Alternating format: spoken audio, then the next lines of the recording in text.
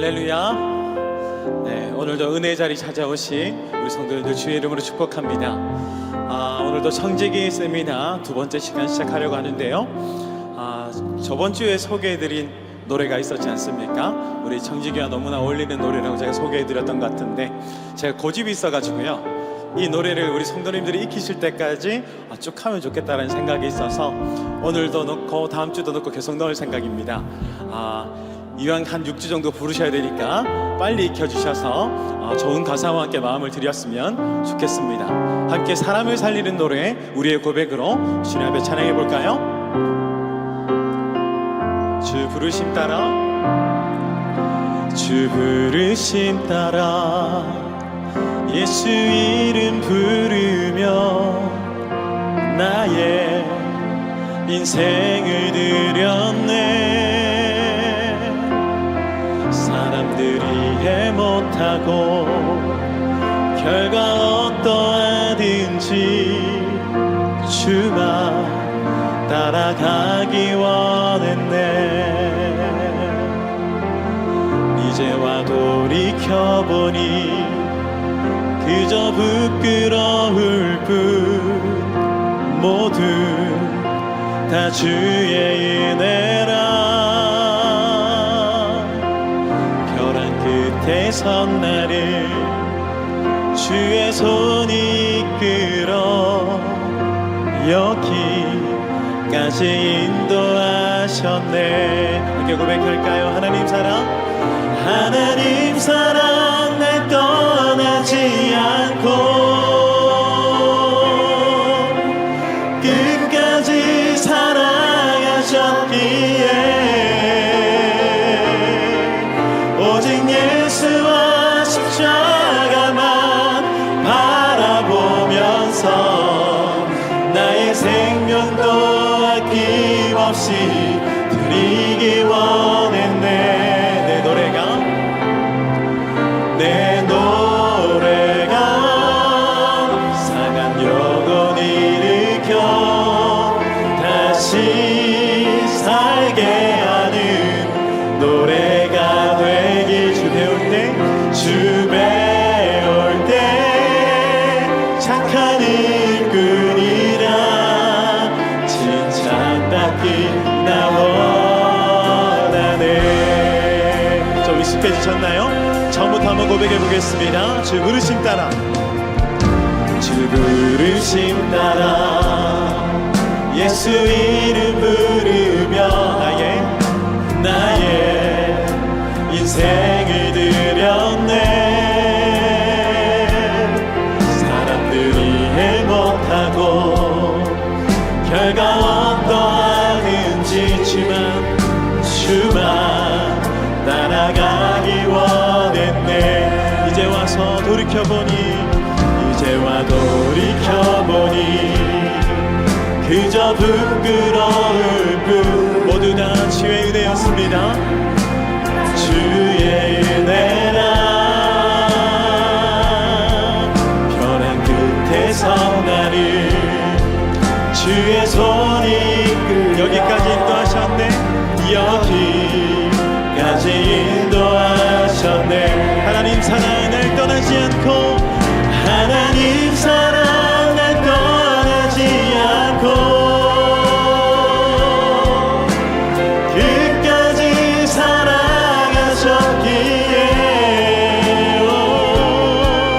오직 예수와 십자가만 바라보면서 나의 생명도 아낌없이 드리기 원했네. 고백할까요? 내 노래가 상한 영혼 일으켜 다시 살게 하는 노래가 되길. 주 배울 때 착한 일꾼이라 칭찬받기 나와. 우리 한번 더 고백합시다.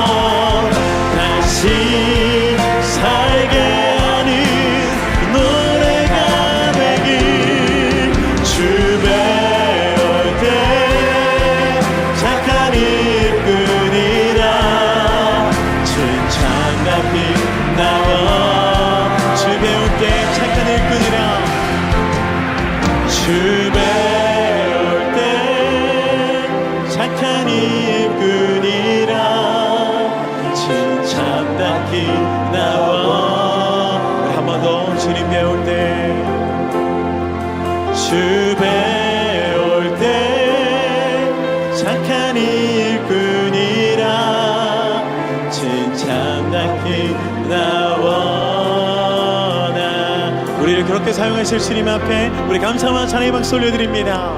아멘. 우리 입장의 박수 치면서 우리 기쁨의 노래로 주님 앞에 찬양하며 나가겠습니다.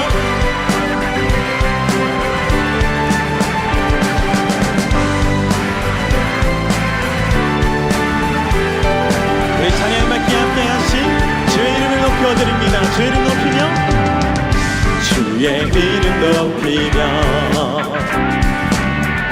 주를 찬양하나이다. 나를 구하러 오신 주를 기뻐하나이다.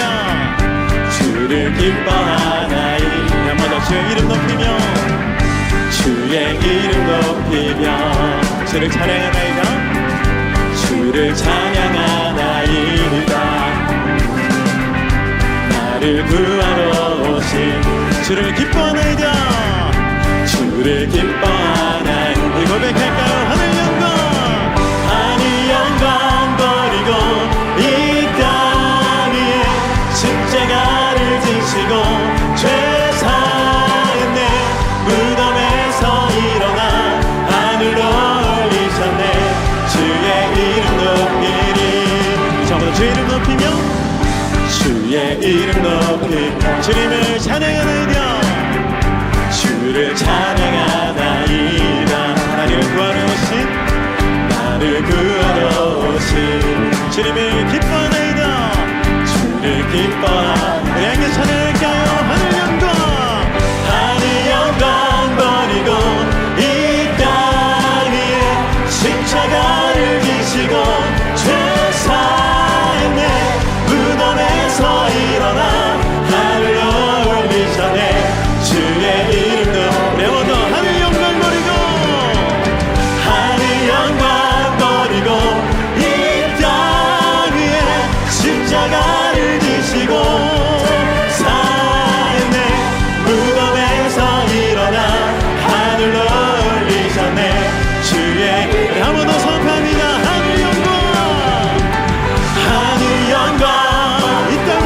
이 땅 위에 십자가를 지시고 사했네.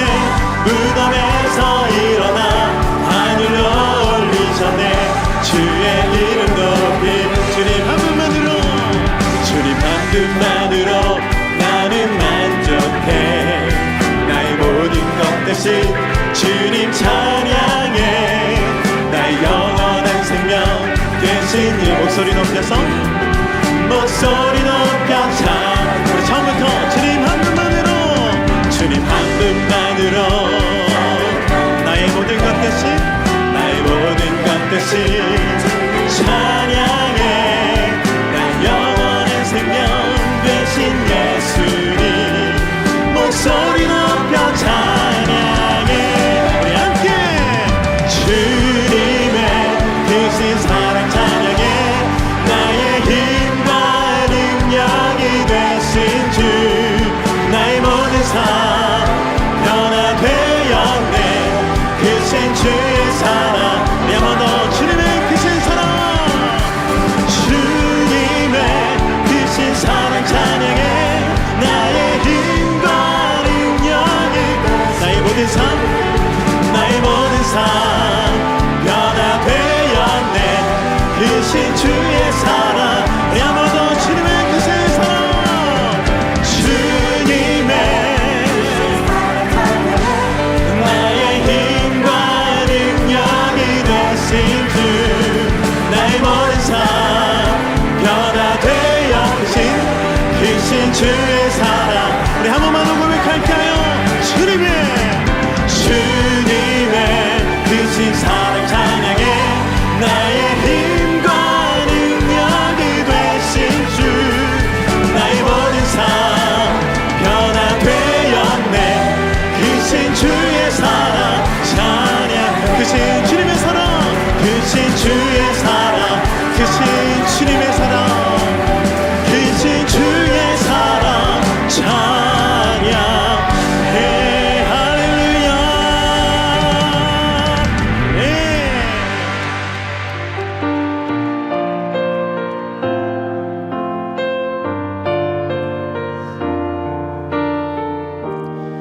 목소리로 고백해 볼까요? 내가 누려왔던 모든 것들이, 내가 누려왔던 모든 것들이, 내가 지나왔던 모든 시간이, 내가 걸어왔던 모든 순간이 당연한 것 아니라, 당연한 것 아니라 은혜였소. 아멘. 아침 해가 뜨고, 아침 해가 뜨고 저녁에 노는 봄의 꽃향기와, 봄의 꽃향기와 변하는 계절에, 변하는 계절의 모든 순간이 당연한 것이 아니라, 당연한 것 아니라 우리 함께 고백해 볼까요? 모든 것이, 모든 것이 은혜,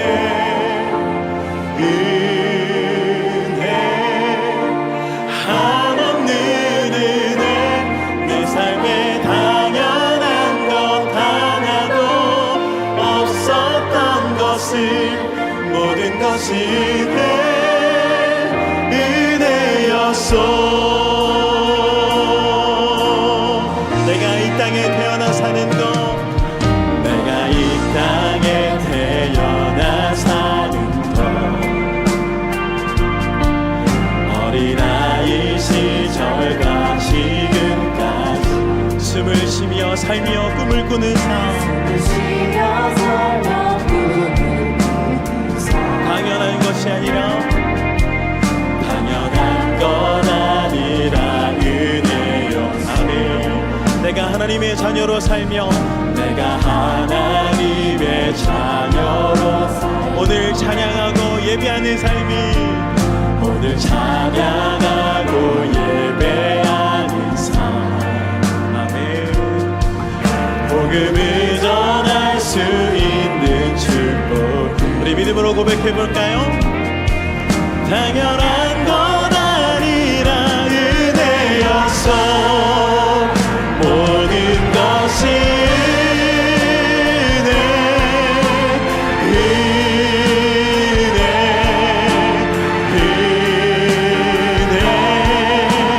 한없는 은혜.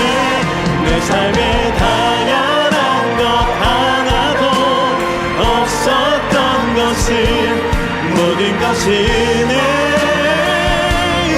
은혜였소. 모든 것이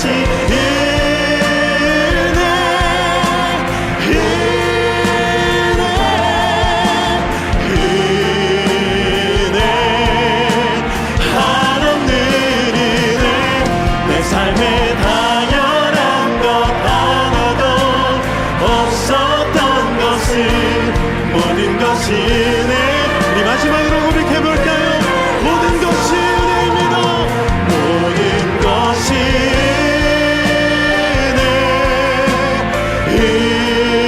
은혜입니다. 은혜, 한없는 은혜. 내 삶에 당연한 것 하나도 없었던 것을, 모든 것이 은혜. 이 시간 예배를 위해서 함께 기도하며 나갑시다. 살아계신 하나님, 오늘도 주의 종으로 이 자리에 모여 하늘의 은혜를 구하며 이 자리에 앉아 있습니다. 주여, 말씀 가운데 우리의 영혼을 새롭게 하시고 하나님의 직분을 감당해낼 수 있는 믿음과 힘을 이 시간 허락하여 주시옵소서라고 우리 주님 한번 잡고 기도하며 나갑시다. 주여,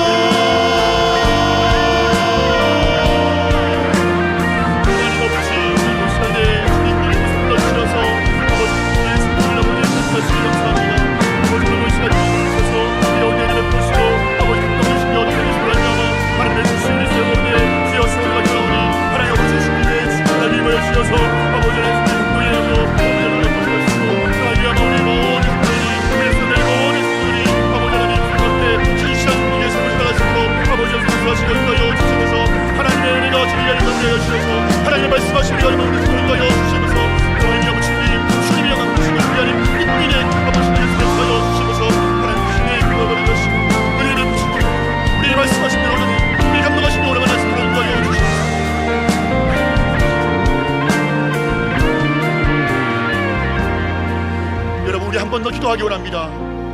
여러분, 청지기는 온 세상 만물의 주인이 하나님이심을 고백하는 사람이지요. 여러분, 청지기는 하나님 만드시는 이 세상을 그분이 원하시는 대로 섬기는 사람이 청지기인 줄로 믿습니다. 이 시간 기도할 때에 하나님, 우리가 청지기입니다. 내 삶의 모든 영역에 하나님의 하나님 되심이 이루어지게 하여 주시옵소서. 세상 속의 그리스도인으로 우리가 가는 곳마다 어둠이 떠나가게 하여 주시옵소서. 예수님의 빛이 임하게 하여 주시옵소서. 6주간의 청지기 세면을 통하여서 하나님 뜻이 내 안에 이루어지게 하여 주시옵소서. 우리가 참 주여 한번 외치며 기도하겠습니다. 주여, 하나님 아버지, 우리가 지금 앞에 청지기로 살아갑니다. 하나님, 우리를 청지기로 불러주세요. 너무너무 감사합니다. 아버지 하나님, 주님의 말씀을 인정하며 하나님의 하나님을 인정하며 나갈 때에 주님 청지기 만드시는 이 땅들이 아버지 하나님 역사하여 주시면서 우리 하는 것마다 모든 어둠이 나가게 하시고 모든 어둠이 나가게 하시면서 아버지 예수 그리스도의 뜻을 지키시고 예수 그리스도의 아버지 뜻을 이루게 하셔서 아버지 하나님, 우리의 모든 삶의 현장들이 청지기의 승부로서 끝나게 되고 아버지 다시 끝나여 주시면서 하나님 아버지, 우리가 이 일을 것을 아버지 감당할 수 없습니다. 그러나 주님께서 인도 주시고 인도 주시고 아버지 주시면서 아버지 하시는 가운데 하나님 아버지 우리를 승리할 때에 주님께서 인도 주시사오니 우리 모든 분이 앞에 영광을 나가도록 역사하시는 거요 주시면서 하나님 은혜가 마음에 충만하게 하도록 아버지 하시는 거요 주시면서 주님을 모시고 우리 마지막 한 번 더 기도했으면 좋겠습니다. 이 시간과 세우신 강사님을 위해서 한번 기도하기 원합니다. 여러분, 우리는 청지기 세미나를 통해서 한 사람을 통해서 일하시는 하나님을 보게 됩니다. 오늘 이 효찬 대표를 부르신 하나님을 만나는 시간 되게 하여 주시옵소서. 은혜를 주시고 이 일을 이루시는 하나님을 보게 하여 주시옵소서. 세우신 강사님의 마음과 입술을 붙들어 주시고 지금까지 인도하신 그 하나님의 놀라우신 역사를 담대하게 선포하게 하여 주시옵소서. 우리가 참 주여 한번 외치며 기도하겠습니다. 주여, 하나님 아버지, 오늘도 이 시간을 통해서 우리가 주님을 바라보기 원합니다. 우리가 주의 마음을 느끼기 원하며 주의 음성을 듣기 원합니다. 한 사람을 세워서 주의 나라 가운데 승리의 삶을 살아가게 하시는 하나님의 열심을 바라보기 원합니다. 아버지, 그 하나님이 내가 예배하는 하나님이요 내가 만난 하나님이요 또 함께 하시는 하나님이 있습니다. 주님께서 시간에 우리 함께 하시는 하나님의 마음들이 우리 하나님께서 도와주시고 한 사람을 주셔서 주여 빛을 만들어가시는 하나님의 은혜가 내 수고하는 사람들로 인도하여 주시면서 이 시간을 통해서 주님을 만나게 하여 주셔서 이 시간을 통해서 주의 마음을 느끼게 하여 주셔서 통해서 하나님 아버지, 우리에게 또 전하시는 하나님을 만날 수 있도록 역사하시고 인도하여 주시면서 하나님의 은혜가 부탁합니다. 주님 어떠한 사람도 보내주시고 역사하시고 놀라시고 우리도 함께하여 주시면서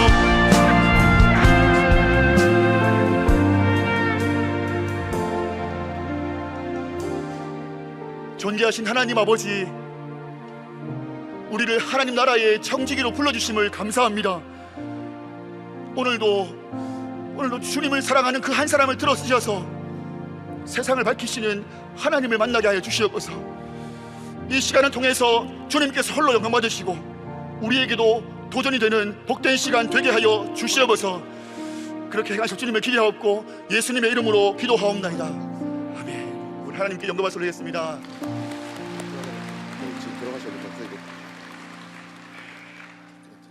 하나님 말씀 사도행전 20장 24절 말씀입니다. 사도행전 20장 24절 제가 봉독해 드리겠습니다. 내가 달려갈 길과 주 예수께 받은 사명 곧 하나님의 은혜의 복음을 증언하는 일을 마치려 하면은 나의 생명조차 조금도 귀한 것으로 여기지 아니하노라. 아멘. 할렐루야. 아멘. 오늘도 청지기 세미나 2주차에 오신 여러분을 진심으로 환영합니다. 우리 옆에 분들과 인사합시다. 함께해서 행복합니다.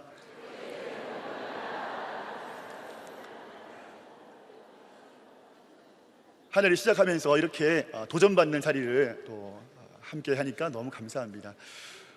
오늘 하나님께서 우리에게 세워주신 강사님을 소개하도록 하겠습니다. 고등학교 때 예수님을 만나서 봉사활동을 하다가 하나님 주시는 그 감동으로 미혼모 사역을 하게 된 청지기이신데요. 오늘 하나님께서 우리 대표님에게 행하신 일을 증거할 때에 우리 모든 성도님들이 큰 은혜와 도전 받으시기를 바랍니다. 위드맘 한부모 가정 지원센터 대표이신 우리 이효천 대표님 나오실 때 환영의 박수로 맞이하겠습니다.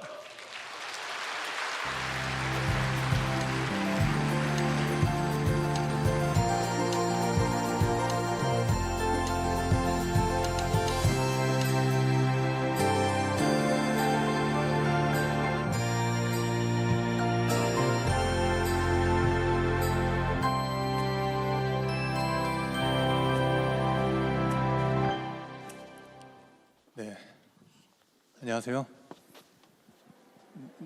네, 감사합니다. 네, 믿기 힘드시겠지만 제가 이호천 대표 맞습니다.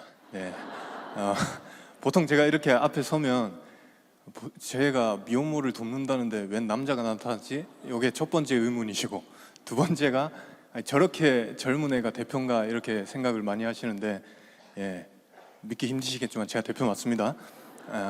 청소년들을 만나고 있습니다. 저희 한생명복지재단은 청소년들과 청소년 미혼모들, 그리고 독거노인 어르신들, 그리고 제가 안산에서 왔는데요, 안산에 있는 한국 체류 난민들을 만나서 그들을 돕고 그들이 좀 아름다운 가정을 꾸릴 수 있게끔 만들어주고, 무엇보다 복음을 전하는 일을 감당하고 있습니다.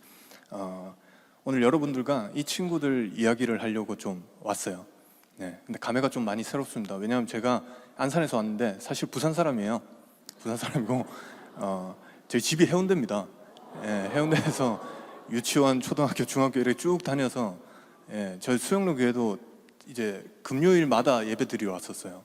왜냐하면 금요일 되면 철야 예배를 드려야 되는데 교회들이 다 일찍 문을 닫더라고요. 근데 여기는 기도를 올해도 안 쫓아내니까 제가 맨날 여기 금요일마다 와서 뒷자리에서 기도했었는데, 오늘 여기서 여러분들과 하나님의 은혜를 나눌 수 있어서 저에겐 정말 큰 영광이고 기쁨입니다. 네, 여러분들 혹시 미혼모 들어보셨나요? 미혼모 하시면 뭐가 생각나십니까? 라는 질문을 제가 강의할 때마다 엄청나게 물어봐요. 그랬더니 다음과 같은 답변들이 나왔습니다. 짠 3위가 어떤 답변이냐면, 미혼모는 사회적 약자예요, 이렇게 대답을 해줬어요. 뭐 맞는 말인 것 같았죠. 사회적 약자겠지? 뭐 그렇게 생각을 했던 것 같습니다. 2위가 미혼모는 윤리적으로 문제가 있는 여성들이에요, 이렇게 대답을 해줬습니다. 1위가 미혼모는 혼자 아기를 키우면 미혼모예요, 이렇게 얘기를 해줬어요. 뭐 미혼모가 뭔지, 한부모 가족이 뭔지 이런 아무런 구분이 없이 그냥 이런 답변들이 나왔던 것 같아요. 사실 저도 별반 다르지 않게 생각했던 것 같습니다. 당연히 사회적 약자들이고, 이 친구들이 어릴 때 애를 낳았으니까 윤리적으로 문제가 있을 거고, 그리고 혼자 애기 키우니까 미혼모겠지, 뭐 저도 그렇게 생각했던 것 같아요. 근데 제가 이 아이들과 함께 살아가게 되고, 이 아이들과 함께 오랜 시간을 보내게 되고, 이 아이들과 함께 좀 많은 일들을 겪어보니까 이 친구들은 사회적 약자지만 그래도 하나의 가족을 이루고 있었고, 윤리적 문제로 우리가 바라보기보다는 생명 윤리의 관점으로 바라보죠. 그리고 혼자 아기를 키우고 있지만 누구보다 좋은 엄마가 되고 싶어하는 친구들이었습니다. 그래서 오늘 이 친구들 얘기를 해야 되는데, 어떻게 사회적으로 어려운 미혼모라는 문제를 우리 수영교회에서 이 많은 사람들과 함께 즐겁고 유쾌하게 얘기를 할 수 있을까 고민을 하다가 제가 우리 애기들 사진을 들고 왔어요. 네, 애기들 사진 나오면 좀 분위기가 풀어지지 않을까, 그런 마음에 제일 예쁜 애기들 사진을 들고 왔는데, 애기 사진 나오면 꼭 막 귀엽다고 소리 지르고 그러시는데, 그렇게 해주시면 저에게 정말 큰 힘이 될 것 같습니다. 네, 짠! 어떻습니까? 귀엽죠? 애기들은 두 가지 종류의 애기가 있습니다. 제가 밝혀냈어요. 첫 번째, 태어날 때부터 이쁘게 태어난 애기들이 있어요. 재수없게 태어났는데 쌍꺼풀도 가지고 태어났고, 코도 오똑하고, 울어도 예쁘고 웃어도 예쁜 그런 애기들이 있어요. 여기 해당 사항이 있나요? 하여튼 그렇게 태어난 애기들이 있어요. 두 번째, 태어났는데 약간 이렇게 태어난 애기들이 있습니다. 이런 애기들의 공통점은 뭐냐 하면, 얼굴이 좀 찌그러지면 찌그러질수록 점점 예뻐져요. 언제 제일 예쁘냐 하면 울 때 제일 예뻐요. 울 때. 제가 맨날 깨물고 울리는 애기입니다. 귀엽죠? 팔 포동포동한 거 봐요. 놀랍게도 코가 없습니다. 그래가지고 제가 돈을 많이 벌어야 돼요. 코가 없죠? 이게 뭘 하고 있는 사진이냐 하면 이게 지금 손에 들고 있는 게 상추예요. 상추. 저희는 과자를 안 먹입니다. 과자를 하도 먹였더니 애기들이 아토피에 걸리고 난리가 나서 제가 오늘부터 애기들 다 모아놓고 야 오늘부터 우리는 과자를 금지한다 이렇게 얘기를 했어요. 그랬더니 애기들이 욕을 하고 데모를 하고 난리를 치더라고. 그래도 꿋꿋이 주지 않았어요. 꿋꿋이 주지 않았는데 하루는 제가 밥을 먹고 있는데 애기가 와서 또 초콜릿 달라고 하길래 제가 상추가 옆에 있길래 상추를 줬습니다. 주고 야 이거 초콜릿이다 먹어라 했더니 애기가 받아서 먹더라고요. 잘 먹어요. 그 다음부터 울 때마다 상추를 먹였더니 지금 상추를 받고 굉장히 즐거워하고 있는 모습. 네. 예, 자꾸 누가 이거 가스라이팅이다 뭐 이렇게 얘기를 하는데 이런 선한 라이팅은 괜찮습니다. 예. 다음 사진 훨씬 더 귀엽습니다. 짠. 코가 없죠? 예. 이제 코만 보여요. 계속. 귀엽죠? 이게 지금 뭘 하고 있는 사진이냐면 돌 사진을 찍어주고 있는 사진이에요. 때로는 돌 사진 하나 찍는 것도 사치가 될 때가 있거든요. 그래서 제가 찍어줬습니다. 잘 찍었죠? 반응 보니까 별로인 거 같네. 예. 제가 찍은 거예요. 이렇게. 예. 자, 애기 엄마는 19살입니다. 근데 지금 무슨 사진을 찍고 있다 했죠? 돌 사진. 그럼 몇 살 때 아이를 낳은 걸까요? 18살. 그럼 몇 살 때 아이를 가지게 된 거죠? 17살. 만약에 17, 18, 19 이런 청소년들이 임신을 하게 된다면 어떤 일들이 일어나게 될까요? 우리 청소년들이 남자아이가 여자아이가 서로 사랑을 했나 봐요. 자기들 딴엔 진짜 리얼 러브를 했겠죠. 그리고 손도 잡고 뽀뽀도 하고 그러다가 아기가 생겨버렸어요. 자세한 과정은 담당 교육자님께 물어보세요. 하여튼 그렇게 아기가 생겼어요. 아기가 생기고 그때부터 이 여자아이는 극심한 두려움에 빠지게 됩니다. 왜냐하면 또래들이 경험하지 못할 경험을 본인이 했기 때문이겠죠. 그리고 두려움에 휩싸여서 그 자신을 가장 사랑한다고 말해주는 그 오빠를 찾아가요. 그리고 얘기를 하겠죠. 오빠 어떡해? 나 임신했어. 무서워. 두려워. 이러면 우리 오빠들이 그래? 걱정 마. 우리 어리지만 한번 이 난간을 어떻게든 한번 헤쳐나가보자. 이렇게 얘기해주면 참 좋을 텐데 제가 만나는 많은 수의 오빠들이 이때 두 가지 중 하나의 선택을 하게 됩니다. 첫 번째, 낙태를 권유해줘요. 두 번째, 도망을 쳐요. 그렇게 이 여자의 인생에서 남자아이가 사라져버려요. 배가 점점 불러옵니다. 학교 다닐 수 있을까요? 못 다닐까요? 못 다녀요. 그래서 대부분 중학교 중퇴, 고등학교 중퇴 성적을 가지게 되겠죠. 이 친구가 마지막으로 돌아갈 수 있는 곳이 있습니다. 어딜까요? 집이에요. 집으로 가요. 문을 열고 들어갑니다. 엄마가 있네요. 엄마, 학교 다녀왔습니다. 근데 제가 학교에서 공부를 열심히 하다가 임신을 해버렸어요. 제 뱃속에 생명이 있습니다. 이러면 우리 엄마들이 아이고 내 딸 장하다. 네가 17살에 학교에서 공부하다가 임신했구나. 축하해. 뭐 그럽니까? 아니에요. 대부분 부모와의 관계도 깨어지게 되는 겁니다. 반대로 말해서 이 여자아이는 생각해보니까 임신이란 이유로 남자는 도망가 버리고 학교도 다니지 못하고 부모와의 관계도 깨지게 되는 거겠죠. 그렇게 길로 나와요. 길에 나와요. 일자리를 구합니다. 구해지겠나요? 못 구해요. 출산을 준비해요. 근데 문제가 생겼어요. 미성년입니다. 청소년이죠. 몸이 덜 자란 상태예요. 이 상태에서 출산을 하게 되면 저희가 가는 병원들은 또 제왕절개 수술을 권유해 주기도 하더라고요. 요즘 병원 시세로 아이 낳는데 얼마 드는지 아세요? 한 50만 원에서 60만 원 정도면 아이를 낳을 수 있대요. 근데 여기에 딱 수술비 100만 원 더하면 됩니다. 160만 원. 수술했으면 입원해야겠죠. 입원비 100만 원씩 260만 원. 아기가 태어났습니다. 밥 먹습니까? 분유 먹어야죠. 분유 한 통에 제일 싼 게 12,000원.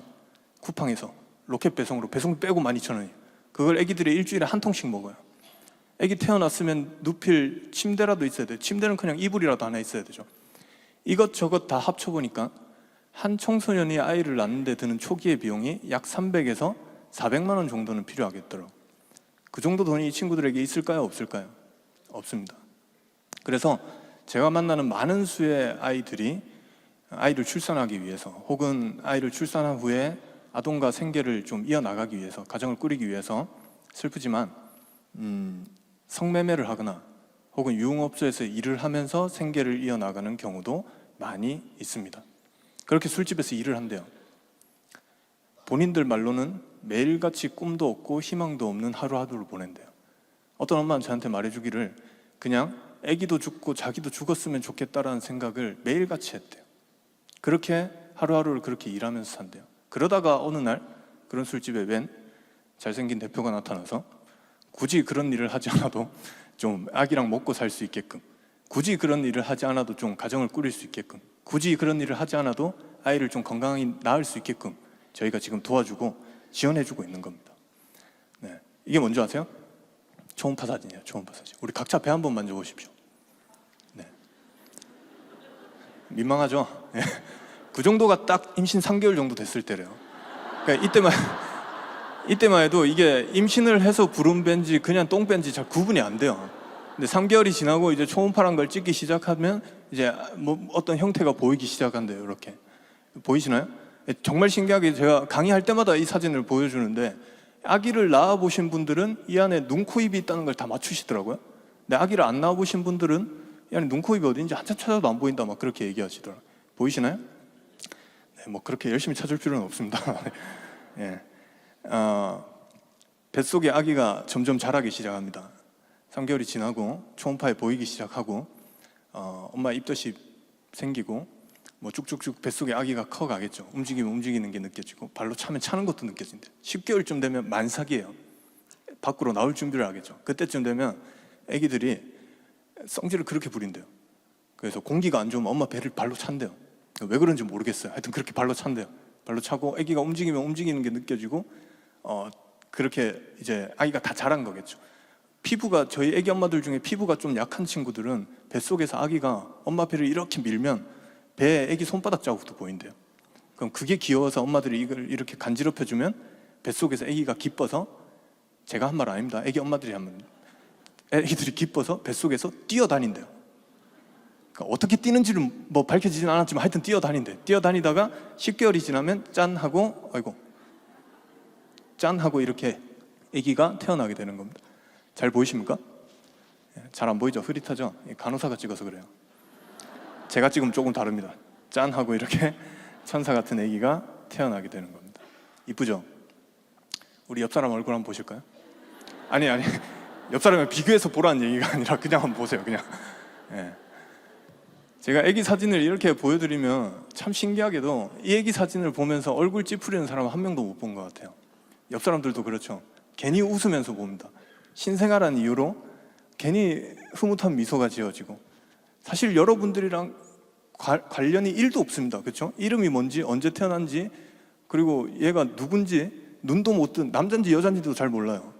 근데도 괜히 신생아라는 이유로, 이제 막 태어났다는 이유로 아기만 보면 흐뭇하게 미소가 지어지고, 조금 오지랖이 넓으신 분들은 제 아기 보면서 괜히 쟤는 좀 건강하게 자라줬으면 좋겠다 이런 생각을 가지는 분들도 계시더라고요.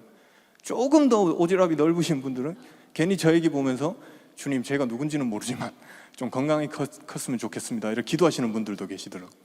이렇듯 생명의 시작과 탄생은 누구나가 그렇듯 축하와 축복 속에서 시작되어야 됩니다. 근데 세상 한편에서는 이 생명의 시작이 축하와 축복보다는 질투와 시기 어린 손가락질과 시기 어린 시선으로 시작되는 경우도 많이 있습니다. 이게 지금 우리나라에 있는 미혼모들의 실태를 조사한 거래요. 꽤 오래된 자료인데 제가 일단 들고 나왔습니다. 15세 미만에 현재 아이를 낳아서 키우고 있는 가정수가 한 20가정 정도, 19세 미만이 한 3,000가정 정도, 우리 24세까지 청소년입니다. 그래서 24세 미만이 한 25,000명 정도 이렇게 아이를 양육하고 있다 이렇게 나와 있습니다. 근데 정말 슬프게도 이 자료가 거의 한 7년, 8년 지난 자료예요. 지금 현재는 이 수가 얼마나 많아졌는지 저희들이 현장에서 느끼기에는 가늠할 수 없을 정도로 많아졌대요. 그러니까 저희들이 예상하기로는 한 19세 미만이 곱하기 3 정도는 늘지 않았을까 이렇게 예상만 하고 있습니다. 이 미혼모 수는 점점 증가하고 있고, 이들 중 대부분이 학업을 포기하고 아이 양육을 위해서 일을 하기 시작하는데, 근데 중학교 중퇴, 고등학교 중퇴, 보호자도 없이 나타난 청소년, 그것도 아기를 안고 나타난 이 청소년을 개인 사업장에서는 거의 써주질 않죠. 회사에 취직하려고 해도 중학교 중퇴, 고등학교 중퇴의 성적으로는 거의 입사하기도 힘들죠. 그래서 아까 제가 말했던 그런 악순환들이 계속해서 끊이지 않고 일어나고 있는 겁니다. 근데 여기서도 그래서 저희 같은 단체들이 나서서 이 아이들을 도우려고 하고 지원을 하려고 하고 있는 거예요. 근데 여기서도 또 문제가 있습니다. 어떤 문제냐면 이 친구들 사이에서도 복지란 것들이 있으면 복지 사각지대가 생기기 시작해요. 정말 이것 때문에 미쳐버릴 것 같습니다. 예전에는 남자아이, 여자아이가 사귀다 임신을 했으면 저희가 다 예측을 했어요. 그래서 저 아이 학교 그만두겠지, 남자 도망가겠지, 부모랑 관계 안 좋아지겠지, 이걸 다 예측을 했는데 요즘 이상한 애들이 하나 둘씩 나타나고 있어요. 여자애, 남자애가 사귀었습니다. 임신을 했어요. 여자애가 또 무서워서 오빠를 찾아가요. 오빠 어떻게, 나 임신했어, 무서워, 두려워 이러면 우리 오빠들이 빨리 도망을 쳐야 되는데 요새 이상한 오빠들이 등장하고 있어요. 로맨스에 빠진 오빠들이 하나 둘씩 등장하고 있습니다. 청소년들 넷플릭스 못 보게 해야 돼요. 그래가지고 느끼하게 얘기를 하는 거예요. 그래? 걱정 마. 오빠가 너와 너의 뱃속의 생명을 책임지겠어. 우리 결혼하자. 그리고는 혼인신고를 한 청소년 가구가 점점 증가하고 있습니다. 그렇게 같이 산대요. 같이 살다가 첫째 아이를 출산합니다. 그러다가 둘째 아이까지 낳는 경우도 있어요. 저희 센터엔 셋째까지 낳은 친구도 있습니다. 그리고 그냥 그렇게 행복하게 살면 참 좋을 텐데, 그리고 나서 남자가 도망을 가버렸어요. 너무 화가 났습니다. 너무 화가 나서 그 남자애를 제가 잡았어요. 아니, 잡은 게 아니라 찾아냈어요. 찾아내서 데리고 와서 여기 앉혀놓고 물어봤어요. 야, 그럴 거면 처음에 도망가지. 왜 같이 살다가 도망가냐? 그랬더니 이 친구들이 하는 얘기가 가관이에요. 남자 청소년 같은 경우에 혼인신고를 하게 되면 그때부터 법적으로 가장이 됩니다. 가장은 의무가 있죠. 어떤 의무냐 하면 내 가족을 먹여 살려야 되는 의무. 이걸 부양자의 의무라고 하는데, 지금 이 남자 청소년 한 명이 먹여 살려야 되는 가족이 몇 명이죠? 2명 혹은 3명이에요. 부양자 수가 2인 혹은 3인 이상이 되면 남자 청소년들은 군대 면제를 받거나 그에 준하는 혜택들을 받을 수 있어요. 이 나쁜 놈의 새끼들이 이걸 노리고 일부러 혼인신고를 하는 경우가 점점 늘어나고 있습니다. 반대로 생각해 볼게요. 여자 청소년입니다. 혼인신고가 되어 있어요. 이 친구를 법적으로 미혼모라고 부를 수 있을까요? 없을까요? 없어요. 미혼모 센터 들어갈 수 있을까요? 못 들어갑니다. 정부에서 주는 한부모 가족 혜택 이런 거 받을 수 있을까요? 못 받아요.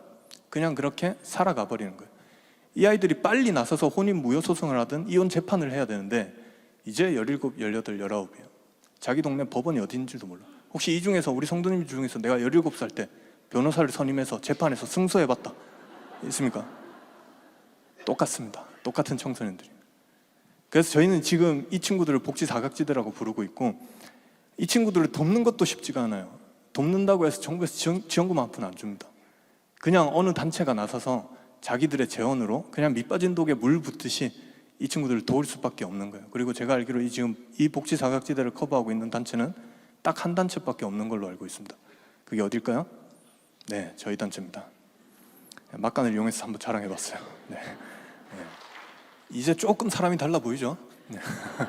네. 머리 긴 게 낫다는 얘기도 많이 들었고요.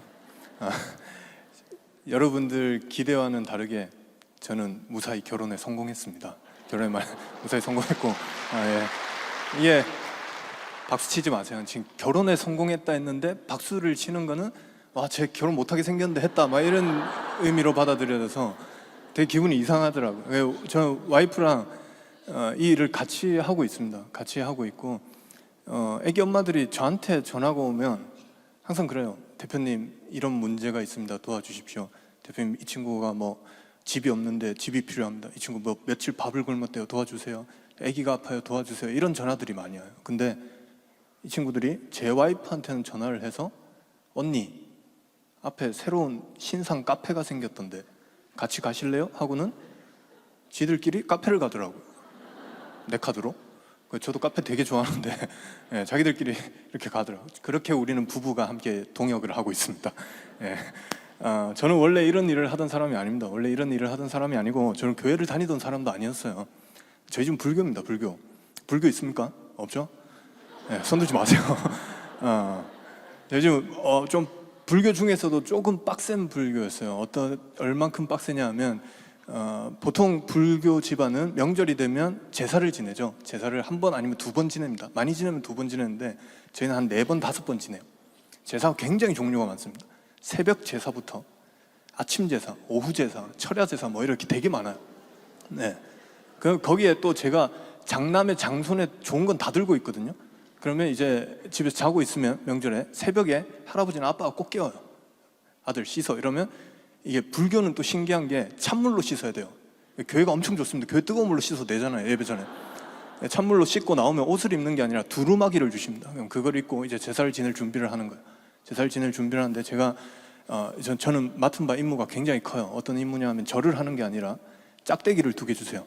그러니까 나무 짝대기를 2개를 들고 옆에서 이렇게 두드리는 역할입니다. 그럼 짝짝짝짝 소리가 나거든요. 그럼 온 가족이 이 짝짝짝짝 이 비트에 맞춰서 다 같이 절을 하는 거예요. 굉장히 중요한 역할입니다. 이거 두드리다 귀찮아서 안 두드리면 절하고 못 일어나는 상황이 발생할 수도 있어요. 그런 역할이었는데 그런 집이었어요. 근데 어려서부터 아버지가 저한테 강요하셨던 게 2가지 있습니다. 아들, 너 공부 못해도 되고 대학도 안 가도 된다. 네 마음대로 하고 살아도 되는데 이거 2가지만큼은 반드시 지켜야 된다. 그러니까 뭡니까 아버지? 첫 번째, 제사를 목숨처럼 지내야 된다. 교회랑 비슷하죠? 교회는 예배를 목숨처럼, 우리 집은 제사를 목숨처럼. 두 번째, 아들, 이게 제일 중요한 거다. 너 절대 무슨 일이 있어도 교회 근처에도 가지 마라. 물어봤어요. 왜요? 했더니 아버지께서 하시는 말씀이, 교회는 제가 한 말 아닙니다. 우리 아빠가 한 말이에요. 우리 아빠 욕하세요. 교회는, 아버지 말씀이, 교회는 예수라는 귀신이 있대요. 그리고 이 귀신은 내가 들어와서 예배를 드리고 말고가 중요한 게 아니라 교회 근처에만 지나가도 예수 귀신이 달라붙는데요. 그리고 예수 귀신이 달라붙으면 집안이 풍비박살이 나가지고 제사도 안 지내고 엉망이 되니까 너 절대 교회 근처에도 가지 마. 이거를 어릴 때부터 꾸준히 들으면서 자랐어요. 그래서 정말 교회 근처에도 안 가고 이렇게 잘 컸던 것 같아요. 잘 컸다 이렇게 말하면 좀 그런데 하여튼 그렇게 컸어요. 근데 제 친구는 조금 달랐어요. 중학생인데 중학생이 새벽 예배를 가요. 매일 가요, 매일. 토요일이 되면, 수요일이 되면 수요 예배 간다고 놀다가 또 가버려요. 금요일이 되면 철야 예배 드려야 된다고 또 놀다가 가버려요. 밤새도록 기도를 해요. 그리고 토요일이 되면 교회에서 일어나는 모든 성경 공부에 얘가 다 참석을 해요. 주일이 되면 교회에서 있는 모든 예배에 얘가 맨 앞자리에 앉아있고 어떨 땐 찬양팀도 하고 뭐 별의별 걸 다 해요. 그 정도로 열심히 하는 친구가 있었어요. 왜? 아빠가 담임 목사님이었거든. 어쩔 수가 없었어요. 걔는 아빠가 너 절대 예배 참석 안 하면 죽여버린다 막 이렇게 하고 있었고, 우리 아빠는 넌 제사 안 지내면 죽는다 이러고 있어. 우리 둘이가 친구였어요. 제 친구가 저를 항상 꼬셨어요. 효천아 교회 좀 가자. 우리 교회 가자. 안 가. 너희 아버지 비즈니스잖아. 나 안 가. 교회 한 번만 가자. 우리 교회 진짜 좋아. 안 가. 너 심심해서 나 부르는 거죠. 절대 안 가. 그때 이 친구가 어떻게 하냐면, 효천아 우리 교회 가자. 우리 교회는 예쁜 여자들이 진짜 많다. 한 번만 가보자. 저는 그래도 꿋꿋이 가지 않았어요. 왜? 예쁜 여자들은 교회 밖에도 훨씬 많았기 때문에 굳이 교회 갔다가 우리 아빠한테 살해를 당할 바에는 교회 밖에서 즐기자, 이런 게 저의 마음이었던 것 같아요. 꾸준히 교회를 가지 않았는데, 그렇게 19살이 되고 20살이 될 때쯤 돼서 이 친구가 지금 생각해보니 마지막으로 저를 전도하려고 했던 것 같아요. 또 저한테 얘기를 해요. 효천아 교회 가자. 안 가. 내가 몇 년째 안 간다 했잖아. 교회 가자. 한 번만 가자. 절대 안 간다. 내 앞에서 교회 얘기 꺼내지도 마라. 그랬더니 이 친구가 조금 작전을 바꿨어. 교회 얘기를 안 꺼내고, 그러면 수련회를 가자. 물어봤어요. 수련회가 뭔데? 그랬더니 이 친구가 하는 얘기가, 자기도 수련회가 뭔데 이런 질문을 처음 받아봤대. 그러니까 한참 고민을 하다가 뭐라고 얘기해 주냐면, 우리가 19살인데 이제 내년부터 청년회에 가게 되는데 19살 애들이 갑자기 청년회에 짠 하고 등장하게 되면 얼마나 뻘쭘하겠니? 그래서 수련회란 건 미리 가서 청년회 사람들한테 인사하는 거야. 그리고 저희 교회는 그때 부산에 있었는데 교회 수련회를 하면 어디로 갔냐면 지리산으로 갔어요. 지리산 산꼭대기로 갔어요. 그러면서 이 친구가 뭐라고 했냐면, 수련회는 딴 게 아니라 청년의 이쁜 누나들이랑 지리산 산꼭대기에 3박 4일 동안 갇혀 있는 거래요.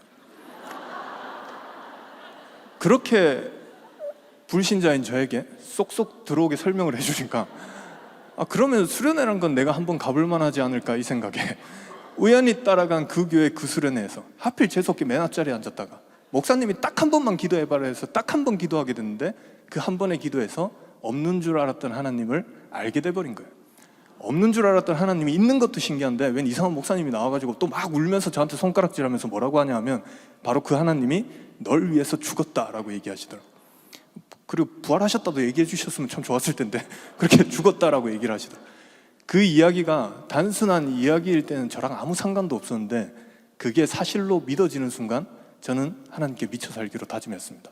그리고 그다음부터 제가 뭘 하고 다녔냐 하면, 이제 지리산을 하산하고 그다음부터 여러분들 해보세요. 되게 재밌어요. 그다음부터 뭘 했냐 하면 성경책을 읽었어요. 한번 읽어보세요. 진짜 재밌어요. 보통 잘 안 읽으시는데 한번 읽어보면 재밌거든요. 꾸준히 읽으면 재밌어요. 그래서 그다음부터 성경책을 읽는데, 이걸 좀 잘 안 읽히니까 어떻게 하면 재밌게 읽을까 고민을 하다가 제가 정말 멋진 방법을 찾아냈습니다. 예수님이 도대체 이 땅에 와서 누구를 만났고 뭘 하고 다녔을까? 그거를 조사하기 시작했어요. 왜? 나 똑같이 한번 만나보려고. 그러면 뭔가 좀 그분을 더 닮아가고 그분이 했던 생각과 그런 것들을 내가 좀 더 느낄 수 있지 않을까 해서 예수님이 만난 사람들을 조사하기 시작했어요. 별의별 사람들 많이 만납니다. 특이한 사람들 만나요. 도둑들을 만나요. 그렇다고 제가 그분들을 만날 수 있는 방법은 없더라고요. 그 패스 넘겼어요. 이상한 사람들 또 많이 만나요. 바리새인을 만나요. 그 제가 목사님한테 가서 물어봤어요. 목사님, 바리새인이 뭡니까? 그랬더니 왜 그러냐 그러더라고요. 제가 한번 만나보려고 그럽니다. 했더니 네가 함부로 만날 수 있는 분들은 아니다 그러지. 그럼 또 패스. 정치인을 만나시는데 그분들도 제가 못 만나요. 쭉 넘기다 보니까 드디어 만만한 사람들이 나왔어요. 누가 나왔냐 하면 고아랑 과부들이 나왔어요. 왜 만만했냐 하면 우리 교회 바로 앞에 그때 당시에 고아원이 있었거든요. 그래서 제가 찾아갔어요. 찾아가서 불이 켜져 있길래 사무실로 들어갔습니다. 들어가서 똑똑똑 두드리고, 안녕하세요, 저는 이 앞에 교회에 출석하는 청년인데요, 뭐 출석한 지는 얼마 안 됐지만 하여튼 출석하고 있고, 제가 얼마 전에 수련회란 걸 가서 좀 삐를 많이 받았는데 성경을 읽어보니까 봉사활동을 좀 해야겠습니다. 여기서 봉사활동 좀 시켜주십시오, 이렇게 얘기를 했어요. 그랬더니 그 고아원 선생님께서 이거 어서 오세요 이러면 참 좋을 텐데, 갑자기 저를 보시면서 안 돼요 이래요. 왜요?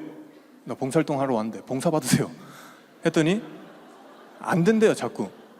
그 왜 안 됩니까? 이유나 좀 들어봅시다. 이랬더니 이 선생님 뭐라고 하냐 하면, 당신처럼 이렇게 한 달에 한 번, 몇 달에 한 번, 뭐 1년에 한 번 이렇게 나타나서 봉사활동하고 애기들이랑 놀아주면 우리 애들은 언제 올지도 모르는 당신만 기다려요.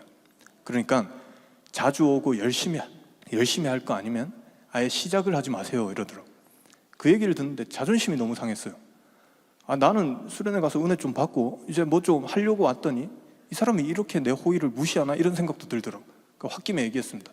일주일에 5번 오겠습니다. 토, 일은 교회 가야 되니까 월, 화, 수, 목, 금 갈게요. 그랬더니 그 선생님이 치사하게 5번 온다니까 그럼 한번 와보세요 하더라고. 그 다음 날부터 거기를 갔어요. 왔습니다. 뭐 할까요? 했더니 그 선생님이 뭐라고 하시냐면, 운동장에 돌 있대요. 돌 좀 주워래요. 돌 주웠어요. 다 주웠습니다. 화장실 청소해래요. 화장실 청소했어요. 다 했습니다. 2층에 쥐가 나왔대요. 쥐 잡아달래요. 올라와서 쥐 잡았어요. 다 잡았습니다. 집에 가래요. 집에 왔어요. 다음 날이 됐어요. 저 또 왔습니다. 뭐 할까요? 운동장에 돌 주우래요. 어제 다 주웠는데요? 또 있대. 가보니까 진짜 또 있더라고요. 일 시키려고 몰래 뿌려놓은 줄 알았어요, 처음에. 또 돌 주웠어요. 화장실 청소하고 쥐 잡고. 그래서 전 너무 행복했어요. 왜? 뭔가 내가 성경에 나타난 사람처럼 성경대로 살고 있다는 그런 느낌적인 느낌이 들었거든요.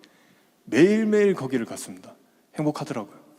하루는 근데 이렇게 갔는데 그날은 조금 특별했어요. 그 보육원 앞에 깜장색 차가 하나 서 있고 거기에 원장선생님이 타고 계시더라고요. 제가 이렇게 올라오는 걸 보시고는 창문을 내리시더니 효찬 선생님 차에 잠시 타세요 이래요. 탔어요. 탔더니 저한테 물어보시더라고요. 아니 다른 20살들은 20살 되자마자 술 먹고 놀고 클럽 가기 바쁜데 당신은 어떻게 이렇게 매일같이 와서 보육원에서 봉사활동을 하십니까? 이렇게 물어보시더라고요.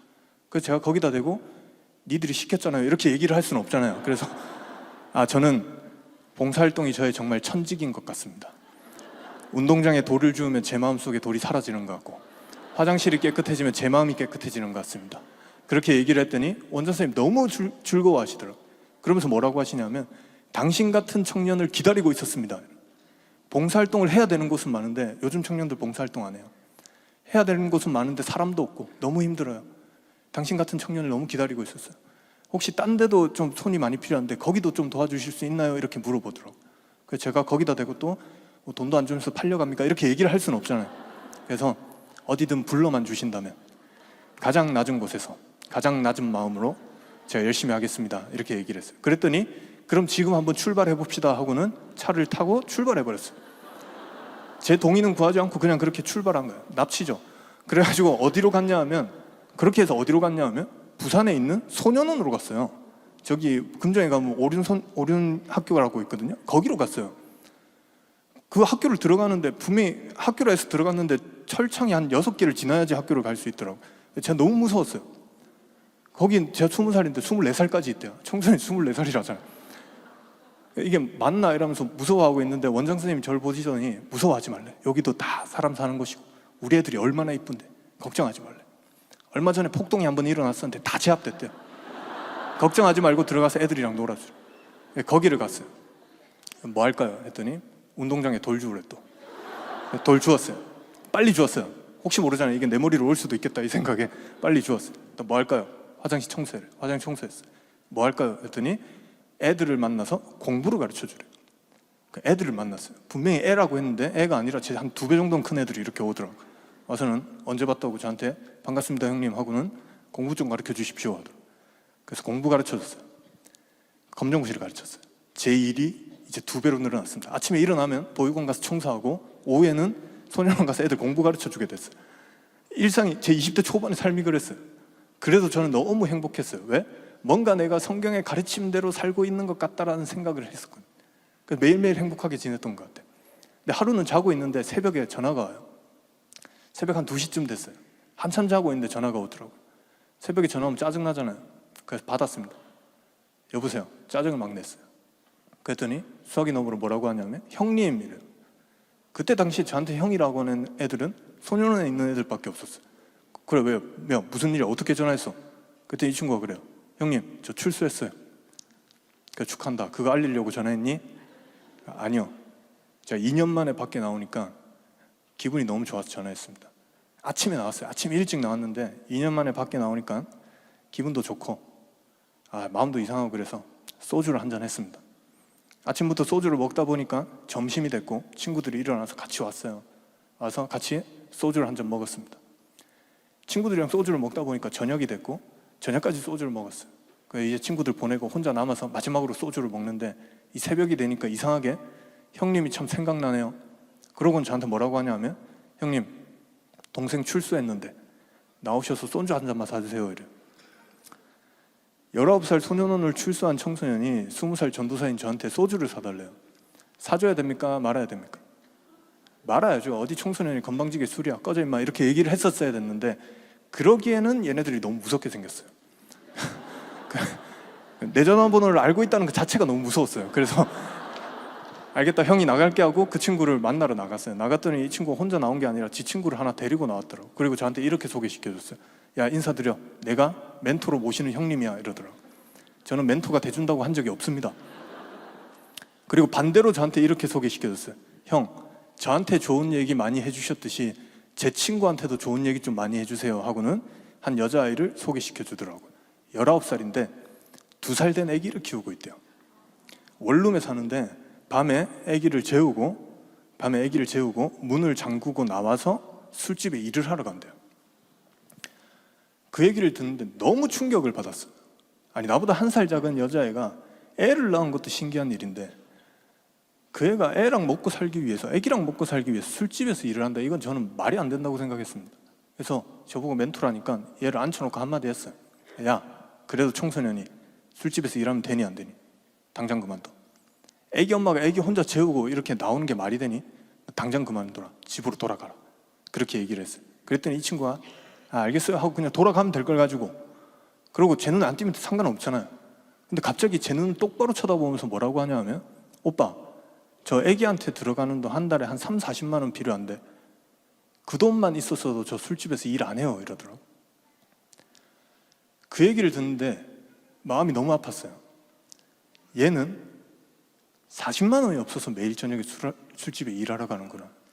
얘네 가정은 40만 원이 없어서 애기랑 엄마랑 따로 떨어져서 지내야 되는구나. 자는구나. 너무 마음이 아프더라고요. 제가 홧김에 얘기했습니다. 그 돈 내가 줄게. 가끔 이렇게 가오가 정신을 지배할 때가 있거든요. 다 조심해야 돼. 제 생각과는 다르게 말부터 이렇게 툭 튀어나와요. 그랬더니 이 친구가 아니야 오빠 말이라도 고마워요 이러고 그냥 가면 될 걸 가지고 갑자기 제 눈을 또 똑바로 쳐다보면서 그럼 약속해 주세요. 그 약속을 했습니다. 손가락 걸고 도장도 찍고 이제 집으로 돌아가라 이렇게 얘기를 했어요. 그리고 이 친구를 집으로 돌려보냈어요. 집으로 돌려보내자마자 극심한 후회가 밀려오기 시작했습니다. 저도 그때 가난한 신학생이었어요. 저도 여기 고신대학교 다녔거든요. 제가 저희 집에다 아버지 저 이제 신학을 해서 목사님이 되고 싶습니다라고 얘기를 했을 때 우리 아버지가 저에게 학비를 줬을까요? 안 줬을까요? 안 줬어요. 주먹을 주셨어요. 저도 제가 아르바이트해서 학교 다니기 바쁜데 웬 이상한 짐덩어리가 하나 나타나서 매달 40만 원씩 더 주게 생긴 거예요. 고민됐습니다. 이거 어떻게 해야 되나? 어떻게 해야 될까? 고민이 됐어요. 그러다 정말 멋진 생각이 떠올렸습니다. 학교를 가야겠다. 학교를 가서 신학교를 가. 신학교가 뭔지 아시죠? 목사님 되기 위해서 가는 학교예요. 거기는 전교생이 다 전도사님이에요. 복도에서 전도사님 이렇게 부르면 다 쳐다봐요. 다 전도사거든요. 그러니까 어릴 때 생각에 우리 교회 전도사님은 착하니까 착한 사람들만 전도사를 하는 줄 알았어. 그러니까 다 착하니까 내가 치킨 사주세요 하면 치킨 사주고 집에 데려다 주세요 하면 집에 데려다 주고 엄청 착하더라고. 그러니까 그 생각에 제 또래 전도사님들을 불렀습니다. 전도사님 집합 다 모이세요 하니까 다 모이더라고. 그러니까 물어봤어요. 혹시 이 중에서 우리 수영로 교회 같은 대형 교회에서 일하시고 출석하시는 전도사님 손 들어보세요. 했더니 몇 명이 손을 들어요. 그래 너네 한 달에 10만 원씩. 중소형 교회에서 일하시는 전도사님 한번 손 들어보세요. 했더니 또 몇 명이 손을 들어요. 너네 한 달에 5만 원씩. 목사님 자녀 개척교회에서 일하시는 전도사님 손 들어보세요 하니까 또 몇 명이 손을 들어요. 너네 한 달에 3만 원씩 나한테 후원을 좀 하십시오 하고 돈을 받았어요. 뺏은 거 아닙니다. 후원 받은 겁니다. 후원 받았어요. 그러니까 돈을 딱 받고 세알려 보니까 놀랍게도 40만 원이 됐더라고. 놀라운 하나님의 은혜는 뭐냐 하면 내 돈은 하나도 보태지 않았는데 40만 원이 됐다는 거. 그래가지고 이제 그 돈을 가지고 멋있는 척은 제가 해야 되니까 그 친구를 만나러 갔어. 만나러 가서 40만 원을 주고, 야, 오빠는 약속을 지켰다. 너도 약속 지켜라. 술집 당장 그만두라. 그랬더니 이 친구가 알겠어요 하고 술집을 그만뒀대요. 근데 솔직히 그만두는지 안 그만두는지 어떻게 알아요? 그렇죠? 그래놓고 밤에 뭐 또 일하러 가면 제가 알 방법이 없잖아요. 그래서 불시에 제가 전화를 했습니다. 어디야? 집인데요. 뭐해? 자고 있었는데요. 뻥치지 마. 너 술집에 일하러 갔지? 아니 진짜 집에서 자고 있었는데요. 나 너네 집 앞이야. 내려와봐. 그러니까 내려오더라고. 미안하다. 내가 널 의심하려고 했던 건 아니고 확인이야. 올라가서 자라. 올려보냈어. 이렇게 하니까 오늘 전화를 했으니까 내일은 얘가 대표님 설마 또 전화하겠나 싶어서 술집에 일하러 갈 수 있잖아요. 다음날 또 전화했어. 어디야? 집인데요. 뭐해? 자고 있었는데. 뻥치지 마. 너 어제 나왔다고 지금 술집에 일하러 갔지? 진짜 집인데요. 내려와봐. 내려오더라고. 미안하다. 내가 의심하려는 건 아니고 확인하려는 거. 뭐라도 먹자. 밥 사주고. 그랬더니 문제가 생겼어요. 얘가 술집에 일하러 갈 때는 애를 맡겨두고 애 혼자 재워두고 혼자 일하러 갔으면서 제가 부르니까 애기랑 같이 내려오더라고요. 이제 밥값이 2배로 들기 시작했어요. 애기는 안 먹어도 뭘 하나 시켜줘야 된대요. 시켜주다 보니까 이러다가 정말 큰일이 나겠구나 싶었어. 그래서 제가 걔를 앉혀놓고 물어봤어요. 야, 이대로 가다가는 내가 파산하겠다. 너 우리 뭐라도 해야겠다. 너 잘하는 거 뭐 있냐? 이랬더니 뭐 쓸데없는 소리를 하고 있어. 노래 잘 불러요. 뭐 싸움 잘해요. 그러고 있어. 그런 거 말고 너 공부 잘하냐? 못한대요. 중학교 중퇴지. 그러니까 네. 우리는 내일부터 검정고시로 공부한다. 그때는 그 친구가 그래요. 오빠 공부 잘해요? 나 잘해. 내가 소년원에서 그 돌덩어리들도 가르쳤는데 너라고 못 가르칠까? 우리 검정고시 하자. 그래서 검정고시를 가르쳤어요. 중학교를 졸업시키고 고등학교를 졸업시켰어요. 고졸 정도 되니까 이게 대한민국 평균 학력이래요. 이 단어가 얼마나 위대한 단어인지 여러분들은 모르실 겁니다. 그 돌머리들을 제가 굴려가면서 고졸까지 만들었어요. 대한민국 평균 학력 정도가 되니까 취직을 할 수 있대요. 어느 회사에서 인턴을 구한대요. 인턴을. 그러니까 소개시켜줬어요. 일하러 가라고. 그 일을 한대요. 인턴을 한대요. 인턴이 뭔지 아세요? 인간을 턴다라는 뜻이래요. 애가 맨날 탈탈 털리더라고 회사에서. 그러다 몇 달이 지나더니 저한테 연락이 와서는 오빠 저 이제 월급 받습니다. 그 축하한다. 꽤 많이 받아요. 그게 좋겠다. 나오세요. 그래도 오빠 때문인데 고기 한번 사겠습니다. 알겠다 하고 고기 얻어먹으러 나갔어요. 나갔더니 이 친구가 진짜 고기 사주더라고. 사주면서 저한테 그래요. 오빠 저 월급 많이 받아요. 얼만데? 보니까 월급 명세서 그걸 보여주더라고. 보니까 내 월급이 한 4배는 벌어요. 걔가 많이 버는 게 아니라 전도사님들이 작게 버는 겁니다. 그래가지고 야 너 이제 이거 어쩔 거냐 이랬더니 이 친구가 한참 고민하더니 그래요. 오빠 저 몇 달 전만 해도 단돈 10,000원이 없어서 너무 힘들었는데 이제 200만 원 넘게 벌어보니까 이 돈을 받으면 기쁠 줄 알았는데 너무 무서워요. 뭐가 무서워? 그 돈 받으면 되게 좋지. 무서워요. 다 내 돈이 아닌 것 같아요. 또 이렇게 돈 많이 들고 있으면 제가 흥청망청 쓸 것 같습니다. 한참 고민했는데 통장을 통째로 오빠한테 맡길게요. 오빠가 제 돈 좀 관리 좀 해주세요 하고 통장을 주더라고요. 제가 통장을 받았어요. 이걸 들고 튈까 잠시 고민했는데 그 마음이 예쁘잖아요. 그래서 알겠다. 어떻게 돈을 관리하지 하다가 그냥 가만히 냅뒀어요. 돈이 쌓이더라고요. 월급 받으니까 돈이 좀 쌓이고 이 친구가 전화가 와요. 오빠 그래도 제가 이제 돈을 안 쓰고 이렇게 이만큼에 모았는데 저 원룸 탈출할 수 있지 않아요? 보니까 충분히 가능해요. 그래 보증금은 마련된 것 같다. 투룸 갈래요. 투룸으로 이사를 갔어요. 애기랑. 또 돈을 모으더라고요. 전 그냥 통장만 지켜보고 있었어요. 그래서 전화가 왔어요. 오빠 제가 중학교도 제대로 못 나와서 중학교 중퇴라서 수학여행도 한번 못 가봤는데 애기랑 여행 갈 수 있지 않아요? 돈을 보니까 충분히 여행하고도 남을 돈이에요. 여행 갔다 와라? 했더니 애기랑 엄마랑 둘이서 일본 여행을 갔다 왔어요. 나도 안 가본 일본을 지들이 갔다 오더라고요. 갔다 와서는 또 돈을 벌어요. 열심히 벌더라고요. 제가 그걸 계속 통장을 지켜보고 있었어요. 돈이 차곡차곡 쌓입니다. 그러다 제가 드디어 깨달았어요. 얘 통장 잔액이 내 통장 잔액의 한 10배를 넘을 때쯤 그때 제가 깨달았어요. 아, 지금 누가 누굴 돕고 있는 걸까? 그런 생각이 들더라고요.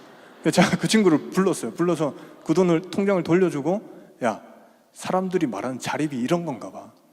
너 이제 먹고 사는 문제로 힘들지도 않고 어디서 살지 고민 안 해도 되고 그런 일 하지 않아도 애기랑 좀 행복하게 살 수 있고, 그러니까 너 이제 행복하게 그냥 이렇게 살아라 하고 그 친구를 돌려보내고 저는 다시 봉사활동 하려고 했었어요. 근데 여기서 문제가 생겨버렸어.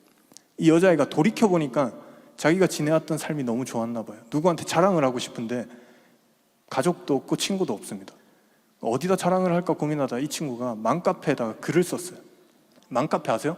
그 무시무시한 곳이 있습니다. 아줌마들 수만 명이 갈 때 있거든요. 거기다 이 친구가 글을 쓴 거예요. 내가 17살 때 아이를 가지고 이 아이를 출산하기 위해서, 먹고 살기 위해서 그때부터 술집에서 일을 하면서 살았는데 아무도 나에게 희망이 있다고 얘기해주는 사람도 없었고 나도 나에게 희망이 있을 거라고는 생각도 못 해봤는데 그냥 아기도 죽고 나도 죽었으면 좋겠다라는 생각으로 하루하루를 그냥 버텼는데 어느 날 웬 이상한 오빠가 나타나서 이 오빠가 한 달에 40만 원씩 주더라. 그리고 나 공부도 가르쳐주고 술집 일도 그만두게 하고 직장도 소개시켜줬다. 그래서 나는 요새 회사 다니면서 되게 행복하게 돈을 벌고 있다.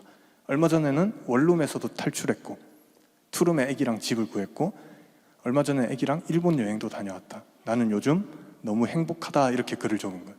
그랬더니 맘카페의 무서운 점은 아줌마들이 댓글을 달아줘요. 어머 언니 너무 멋있어요. 너무 축복해요. 언니 너무 부러워요. 막 이렇게 댓글을 단 거예요. 그러니까 얘가 신이 나가지고 2탄을 또 적었어요. 내가 이 글을 적는 이유는 간단하다. 내가 이 글을 적는 이유는 혹시 이 글을 보는 사람들 중에 나처럼 힘든 사람들이 있다면 나를 보고 위로를 좀 얻었으면 좋겠다. 나는 매일 죽고 싶었는데 끝까지 버텨보니까, 끝까지 견뎌내보니까 결국 웃을 날이 오더라고요. 진짜 죽고 싶어서 아기도 포기하고 나도 포기하고 싶었는데 그래도 버티다 보니까 웃을 날이 오더라고요. 정말 힘드신 분들이 있다면 죽지 마세요. 저를 보세요. 힘을 내세요. 진짜 힘들어서 당장 죽을 것 같은 사람이 있다면 죽지 마세요. 죽기 전에 이 오빠한테 한번 연락을 해보세요 하고는 제 전화번호를 적어서 글을 올려버렸어요. 다음 날부터 온갖 아줌마들이 전화가 오기 시작했어요. 저는 아기가 2명인데 도와줄 수 있나요? 저는 아기가 3명인데 도와줄 수 있나요? 저는 아기가 장애가 있습니다. 도와줄 수 있나요? 제가 물어봤어요. 그렇게 도와주는 사람이 없나요? 없대요. 그래서 제가 알아봤어요. 진짜 없더라고요. 그게 벌써 16년 전입니다. 17년 전이네요. 그때는 한부모 가족 미혼모란 단어도 어색했었어요.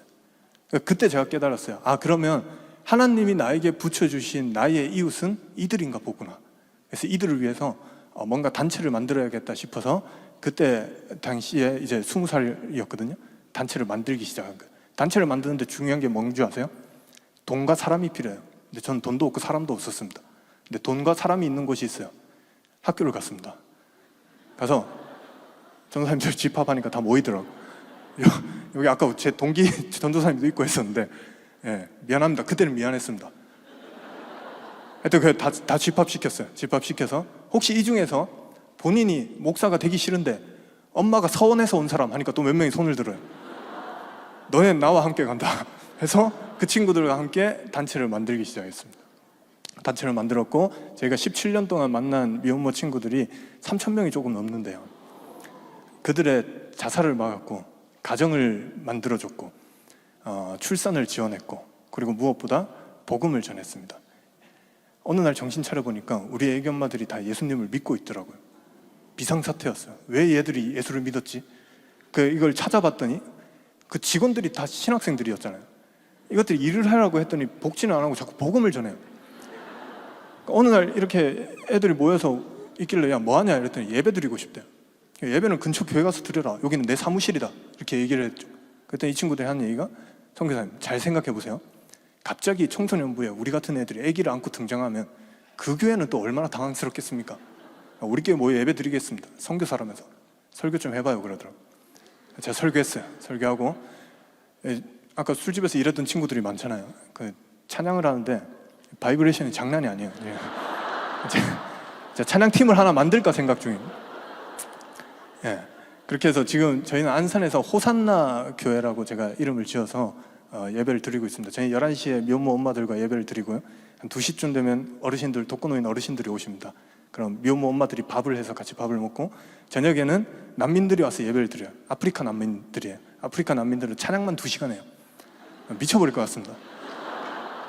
그렇게 예배를 하루 종일 이렇게 드려요. 그래서 저는 이렇게 주일날 다른 교회가 불러주면 너무 좋아요.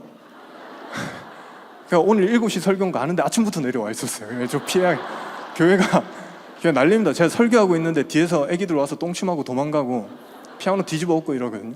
예, 이 얘기를 하는 이유는 간단합니다. 여러분들 혹시 기도하실 때 혹시 제가 생각나시거든, 우리 교회가 생각나시거든, 생각나실 때마다 저희를 위해서 좀 기도해 주시면 감사하겠습니다.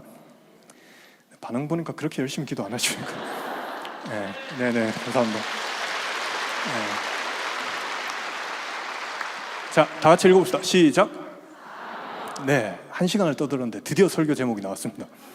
지금까지 제가 했던 이야기들은 여러분들 유튜브나 뭐 인스타그램 이런 SNS에 우리 동네 히어로라고 치시면 제가 나와요. 제가 요새 유튜브 되게 열심히 하거든요.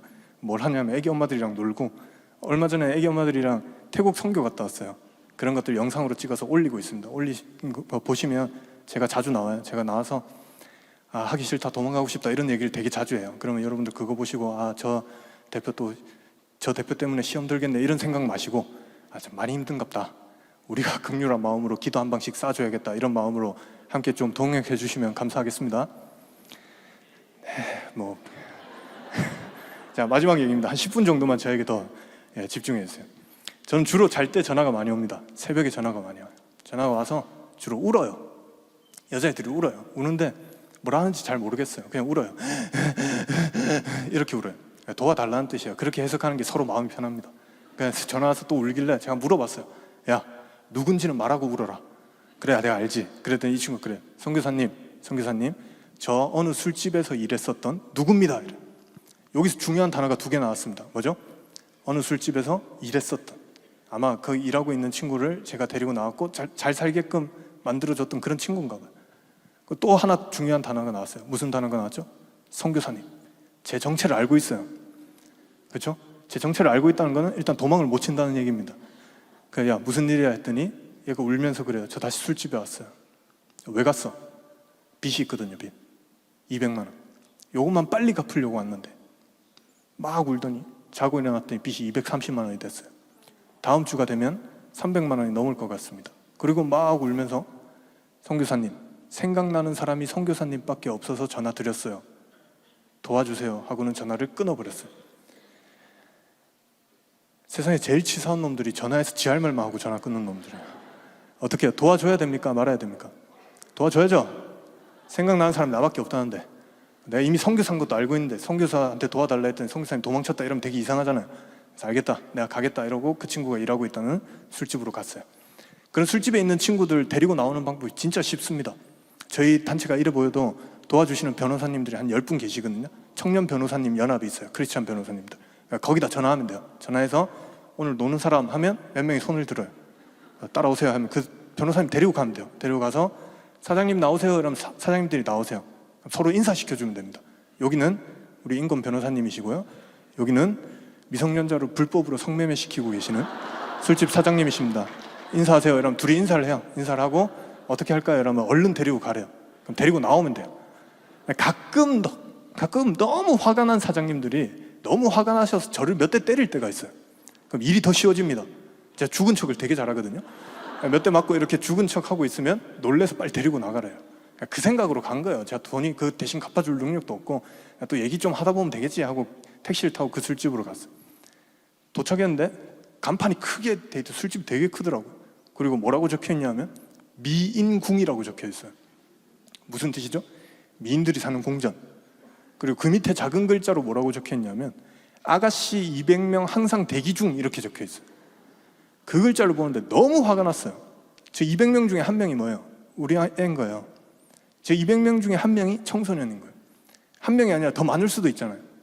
제가 너무 화가 나서 택시 문을 박차고 내렸습니다. 내려서 오늘은 내가 이 술집 사장님과 대화를 하고 말고가 중요한 게 아니라 저 악의 근원지를 확 불살라 버려야겠다.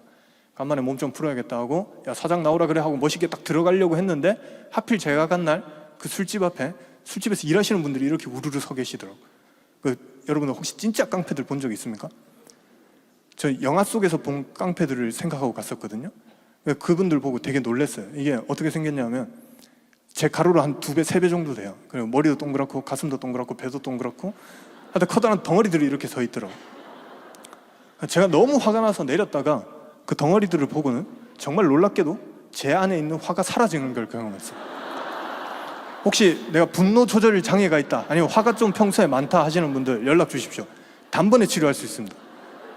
그래서 제가 그분들을 보고는 다시 택시에 탔어요.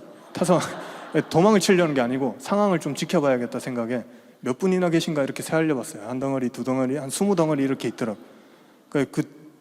자기들끼리 동그랗게 서갖고 기도의 대용으로 서서 뭐 서로 이렇게 덕담도 해주고 발차기도 하고 침도 뱉고 막 그러고 있더라고요. 그러다가 갑자기 차 한 대가 와서는 이 덩어리들 앞에 멈췄어요. 분위기상 여기서 누가 내리는 거죠? 보스가 내리는 거예요.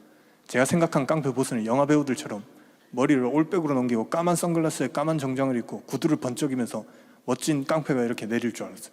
근데 제 인생 가장 무서운 장면을 그때 봤습니다. 까만 차에서 보스가 내리는데 까만 정장이 아니라 하얀색 추리닝을 입은 아저씨가 내렸어요. 그게 더 무서워요.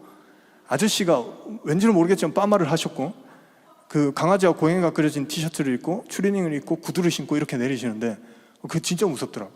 나머지 덩어리들이 그 아저씨한테 인사를 하고는 다 같이 그 술집 안으로 들어가 버렸어요. 제가 그걸 택시에 타서 지켜보고 있었습니다. 자, 상황을 한번 정리해 볼게요.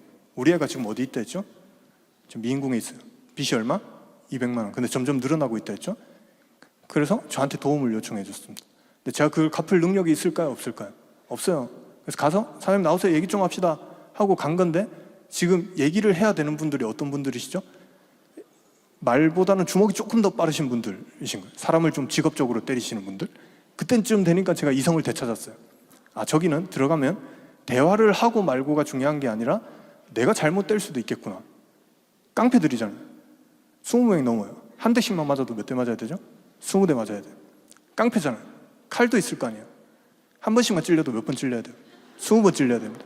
기분 나빠서 2번씩 찌르면 40번 찔립니다. 그때쯤 되니까 제정신이 돌아왔어요. 도망가야겠다. 근데 우리 애는 저기에 있어요. 어떤 말이 자꾸 기억나냐면 생각나는 사람이 선교사님밖에 없어서 전화 드렸어요. 제가 지금 도움 요청할 사람은 나밖에 없는데 한참 고민이 되더라고요. 들어가야 되나 말아야 되나?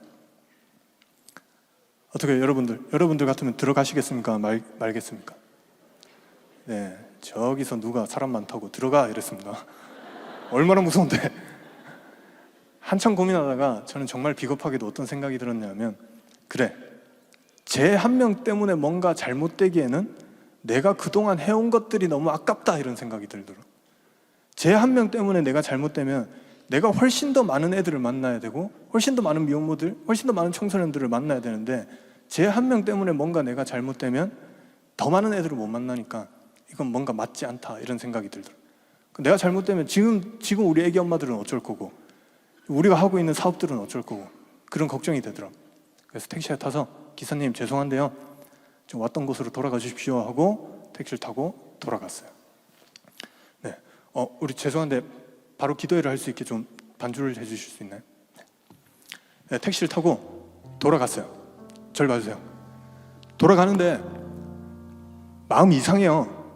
어떤 마음이 드냐 하면 내가 우리 애를 하나 버렸다 이 생각이 들더라고요. 근데 잘 생각해 보세요. 하나 버리는 게 낫죠. 내가 잘못될 바에는. 그래, 버리자. 돌아가자. 그 택시를 타고 돌아가요. 근데 계속 양심에 찔려요. 생각나는 사람이 나밖에 없다는데 그 말 되게 무섭습니다. 제가 살아가는 세상에서는 선교사가 나밖에 없을 건데 제가 살아가는 세상에서는 기독교인이 나밖에 없을 텐데 근데 잘 생각해 보세요. 양심에 찔리는 게 낫죠. 괜히 가서 칼에 찔릴 바에는 그냥 양심에 찔리자. 돌아가자. 돌아오는데 그래도 마음이 편하지 않아요. 어떤 생각이 드냐면 마지막으로 어떤 생각이 드냐면 저기는 가지 않고 내 마음은 좀 편했으면 좋겠어요. 어떻게 하면 내 마음이 좀 편할 수 있을까? 그러다가 정말 멋진 생각이 떠올랐어요. 우리 택시 옆자리에다가 우리 만만한 하나님을 불러다 놓고 이 모든 책임을 하나님한테 다 뒤집어 씌워버리면 내 마음이 좀 편할 것 같았어요. 하나님 보셨죠? 하나님이 직접 가셔서 저 술집을 반으로 갈라버리시고 산도 옮기시는 양반인데 저 술집 옮겨버리십시오. 그리고 멋있게 쟤를 구해내십시오. 하나님 당신만 믿습니다. 아멘. 이러면 내 마음이 좀 편해질 것 같았어요. 그러니까 돌아온 택시에서 기도를 했어요. 하나님 보셨죠? 깡패가 20명이 넘습니다. 한 대씩만 맞아도 20대 맞아야 돼요. 하나님 쟤네들 깡패예요. 칼도 있을 거예요. 한 번씩만 찔려도 20번 찔려야 돼요. 하나님 칼에 찔려봤어요? 안 찔려봤죠. 창에 찔렸지 칼에는 안 찔려봤잖아요. 칼이 훨씬 더 아픕니다. 이번 한 번만 봐주세요. 이번 한 번만 봐주시면 내가 훨씬 더 많은 청소년들 만날게요. 훨씬 더 많은 애들 만나고 자살하려는 애들, 뭐 애기 낳으려고 준비하는 애들, 술집에서 일하는 애들 내가 다 만날게요. 내가 다 만나서 내가 다 구해낼게요. 그리고 복음 전해드릴게요. 그러니까 이번 한 번만 좀 봐주십시오. 이번 한 번만 봐주시면 제가 더 열심히 하겠습니다. 내가 이때까지 얼마나 많은 청소년들을 만났는데, 위기 청소년들, 술집에서 일하는 애들, 애기 엄마들 내가 다 만났잖아요. 내가 만나서 뭐 장난쳤어요? 아니에요. 나 걔네들 살렸잖아요. 먹고 살 수 있게끔 만들어줬잖아요. 가정 예쁘게 잘 지낼 수 있게끔 만들어줬잖아요. 복음 전했잖아요. 근데 그 대가가 이번에 깡패 20명입니까? 한 번만 봐주십시오. 한 번만 봐주시면 제가 훨씬 더 많이 만나고 훨씬 더 열심히 하겠습니다. 그렇게 기도를 했어요. 그리고 돌아왔어요. 돌아오는 택시에서 하나님께서 저한테 말씀하셨어요. 야 효천아, 만약에 네가 결혼을 해서 널 닮은 딸을 낳았는데 네 딸이 태어나고 기기 시작하고 걷다가 어린이집을 가고 초등학교를 졸업하고 중학교를 졸업하고 고등학교를 졸업할 법쯤 한 그 나이에 만약에 네 딸이 저 술집에 창녀로 일을 하고 있다면 너 깡패 20명 있다고 포기할래? 그렇게 물어보시더라고. 그렇게 물어보시는데 너무 화가 났어요. 내 딸이면 포기 안 하죠. 근데 쟤는 내 딸 아니잖아요. 쟤는 부모가 버렸잖아요. 사회에서도 손가락질 받는 애잖아요. 학교에서도 잘린 애잖아요. 근데 제가 무슨 내 딸이야. 나중에 두고 보세요. 내가 내 딸을 낳았는데 내 딸이 술집에서 일을 하고 있다. 나 깡패 20명 아니라 수백 명 있어도 갑니다. 근데 똑바로 하자고요. 쟤는 내 딸 아니에요. 그렇게 급하시면 쟤네 부모 찾아서 쟤네 부모 보내십시오. 나 이번에 안 들어갑니다. 이렇게 기도를 했어요. 그리고 돌아오는데 하나님께서 한 번 더 저한테 말씀하셨어요. 그래 효천아, 너 말 잘했다. 걔는 절대 네 딸 아니야. 근데 걔는 사랑하는 내 딸이다. 세상 사람 모두가 저 아이 보고 손가락질하고 있어도 내가 아직 쟤를 내 딸이라 부르고 있어. 세상 사람 모두가 저 아이를 포기했다 해도 내가 아직 쟤를 포기 못했다고. 세상 사람 모두가 설령 너마저 쟤를 외면한다 해도 내가 아직 쟤를 기다리고 있다. 너 말 잘했다. 쟤 절대 네 딸 아니야. 쟤는 사랑하는 내 딸이다. 네가 가서 딴 거 말고 그것만 좀 대신 전해주지 않겠니? 하나님이 아직 포기하지 않았다고. 하나님이 아직 기다리고 있다고. 하나님이 아직 널 딸이라 부르고 있다고. 그것만 좀 가서 대신 전해주지 않겠니? 그러시더라고.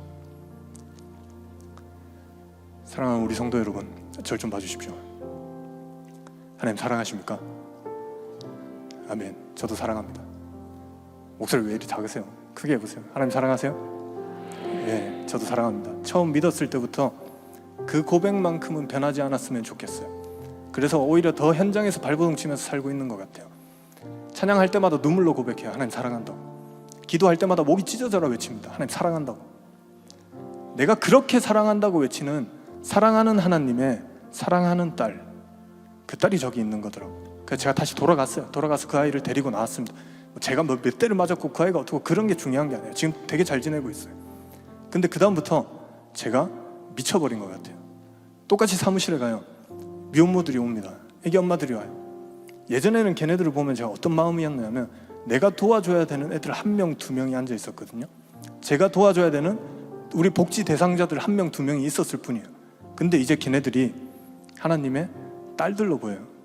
미치죠. 제가 사람들이 물어봐요. 당신은 왜 그런 일을 하나요? 당신은 왜 미혼모를 돕나요? 위기 청소년들을 만나나요? 왜 남자가 그런 일을 하나요? 그런 거 한다고 세상이 바뀔 것 같아요? 걔네들 윤리적으로 문제 있는 애들이잖아요. 사회적 약자들이잖아요. 그런다고 세상이 바뀌어요? 아니요. 그거는 세상의 시선이고요. 제 눈에는 걔네들이 하나님의 딸들인 게 중요하다고. 내가 그렇게 사랑한다고 외치는 사랑하는 하나님의 사랑하는 아들, 딸들, 그 아들, 딸들이 아직 세상 곳곳에 많이 남겨져 있습니다. 전 지난 17년 사역하면서 그거 하나 깨달은 거예요. 자, 한번 다 같이 읽어봅시다. 시작. 나의 달려갈 길과 주예수께 받은 사명 곧 하나님의 은혜의 복음을 증언하는 일을 마치려 하면은 나의 생명도 조금도 귀한 것으로 여기지 아니하노라. 한 번 더요. 더 크게. 시작. 나의 달려갈 길과 주예수께 받은 사명 곧 하나님의 은혜의 복음을 증언하는 일을 마치려 하면은 나의 생명조차. 아멘. 우리 사랑하는 수영로교회 성도님, 세상 곳곳에 아직 잃어버린 하나님의 아들, 딸들이 남겨져 있습니다. 누군가는 가서 그들의 손을 잡아줘야 되고, 누군가는 가서 그들의 눈물을 닦아줘야 되고, 누군가는 가서 그들과 함께 아파하고 그들과 함께 울어야 됩니다. 저는 그게 먼저 믿은 우리 성도들의 역할이라고 생각하고 있습니다. 그리고 현장에 있어 보면 알아요. 누군가는 가서 그들에게 복음을 전해야 됩니다. 복지를 하는 사람들은 많습니다. 구제를 하는 사람들도 많아요. 근데 제일 중요한 건 예수를 전하는 사람들은 많이 없더라고요.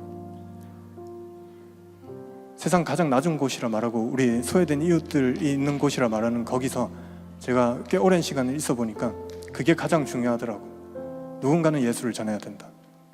사랑하는 성도 여러분, 복음 좀 전해주십시오. 여러분들이 살아가는 그 삶 가운데서, 여러분들이 달려가시는 그 길 가운데서, 여러분들이 서 계시는 그곳에서 예수 좀 전해주십시오. 그렇게 우리가 이 사명을 감당하면서 살아가기 시작할 때, 우리가 그렇게 복음 전하고 예수 전하면서 살아가기 시작할 때, 그때 잃어버린 하나님의 아들, 딸들이 돌아올 것이고, 그때 잃어버린 하나님의 땅들이 하나님을 찬양하게 될 줄 저는 믿습니다. 기적은 매일 일어나고 있어요. 저는 매일같이 보고 있습니다. 여러분들에게 제가 본 기적이 여러분들 일상에서도 함께 비춰지기를 예수 그리스도의 이름으로 축복하겠습니다. 네, 제가 대표로 한번 기도하겠습니다. 네, 감사합니다. 오늘 제가 1시간 좀 넘는 시간 동안 한 얘기는 간단해요. 제가 살아가고 있는 삶에 대해서 이야기했고요. 그 삶에서 얻은 것, 가장 중요한 것, 하나님이 도대체 그들을 어떻게 바라보시는지에 대해서 이야기를 했고요. 그리고 그들에게 무엇보다 가장 소중한 복음을 전해야 된다고 이야기했습니다. 혹시 제가 한 이야기가 알아들으시는 분, 무슨 얘기인지 알겠는 분들만 한번 조용히 오른손을 좀 들어주시겠습니까? 저만 보이게 들어주십시오. 네, 감사합니다. 내려주세요. 그러면 다짐하기로, 하나님, 제가 어떠한 삶을 살든, 제가 어떠한 직업을 가졌든, 내가 어떠한 길을 달려가든, 나의 부르심이 뭐고 사명이 어떻든, 주님, 나 그 길 가운데서 예수 전하면서 살겠습니다. 복음 전하면서 살겠습니다. 한 번 더 다짐하시는 분들만 조용히 오른손 한번 들어주십시오. 감사합니다. 제가 확인하는 것이 아니라 하나님이 확인하셨을 줄로 저는 믿습니다. 기도하겠습니다. 하나님, 오늘 수영로 교회 와서 많은 성도님들을 만났습니다.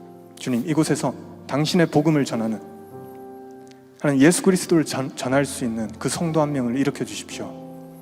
그래서 세상 곳곳에 당신의 시선이 닿는 그곳에, 당신이 원하시는 그곳에, 당신의 마음이 있는 그곳에 하나님, 이 성도들을 옮겨 주십시오.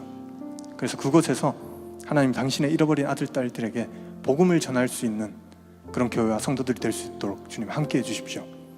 그것이면 충분할 줄로 믿습니다. 복음 전하며 살겠습니다. 주님, 사명 감당한 성도처럼 살겠습니다. 감사합니다. 사랑합니다. 이 기도는 예수 그리스도의 이름으로 기도합니다. 아멘.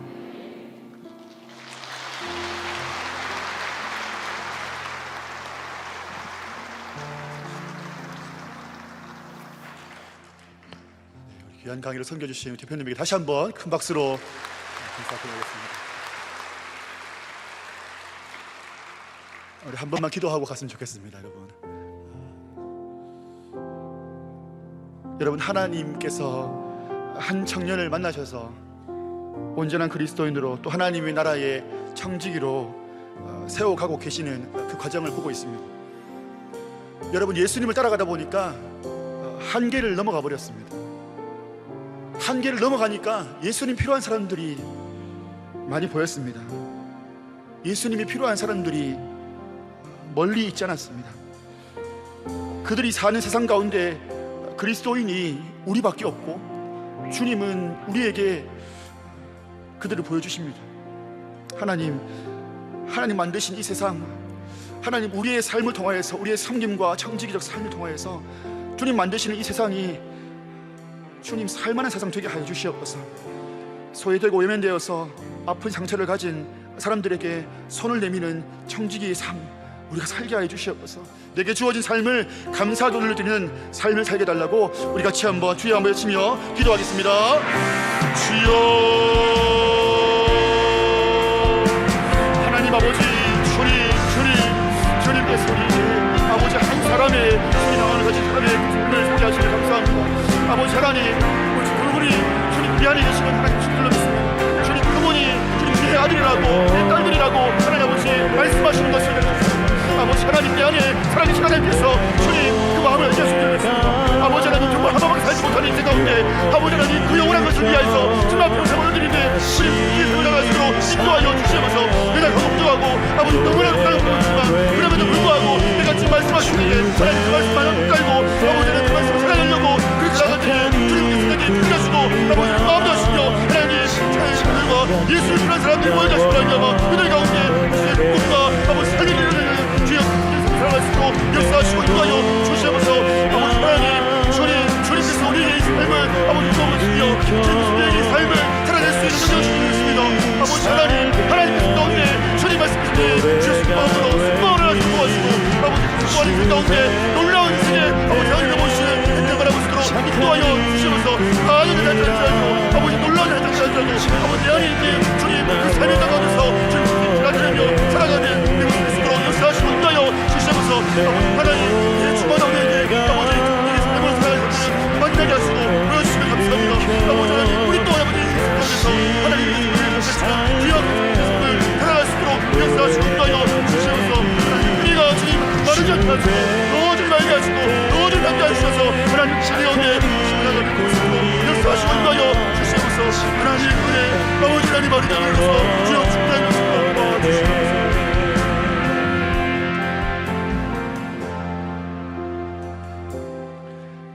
존귀하신 하나님 아버지, 우리가 매 주일마다 주의 나라의 청지기로 살아가는 그 사람들의 삶을 도전받게 하심을 감사합니다. 우리 안에 살아계신 성령께서 하나님 우리의 삶을 청지기적 삶으로 이끌어 가시는 줄로 믿습니다. 하나님을 더 알게 하여 주시옵소서. 그리스도를 더 닮아가게 하여 주시옵소서. 즐거워하는 자들과 함께 즐거워하고 우는 자들과 함께 우는 그리스도인 되게 하여 주시옵소서. 영원한 가치를 위하여서 하나님 우리의 유한한 삶을 올려드리는 주님 그 영광을 우리에게 허락하여 주시옵소서. 주님께서 이 한 주도 우리의 삶의 현장 가운데서 청지기로 살게 하시고 주님 열어 보이시는 놀라운 은혜의 현장들 경험할 수 있도록 인도하여 주시옵소서. 주님께서 오늘도 함께 하시고 우리 가운데 감동으로 또 도전으로 주님께서 은혜 베풀어 주시며 감사드리옵고 이 모든 말씀 예수님의 이름으로 감사하며 기도하옵나이다. 아멘. 하나님께 영광을 돌려드리겠습니다.